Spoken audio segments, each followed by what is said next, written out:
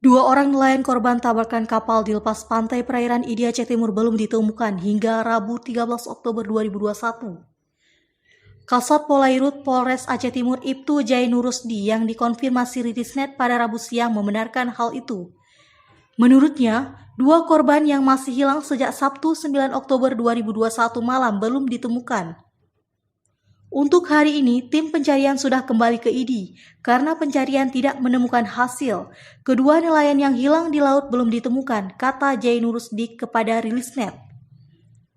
Kasat Polairut juga menambahkan 9 orang tim Basarnas Aceh Timur dan Langsa, serta 4 ABK kapal nelayan Doa Ibu milik nelayan Idi juga ikut melakukan pencarian terhadap korban yang masih dinyatakan hilang usai insiden tabrakan tersebut. Sebelumnya, Ketua Satuan Tugas SAR Aceh Timur Abdul Musafir Senin lalu mengatakan, insiden tersebut terjadi pada Sabtu 9 Oktober 2021 sekitar pukul 22.00 waktu Indonesia Barat. Kejadian berada di 56 mil laut dari Pelabuhan Perikanan Nusantara atau PPNID, Kabupaten Aceh Timur. Adapun nelayan yang selamat dari kecelakaan laut tersebut yakni Andi Matahir dan Erwin Saputra. Keduanya ABK asal Idiraya Kabupaten Aceh Timur.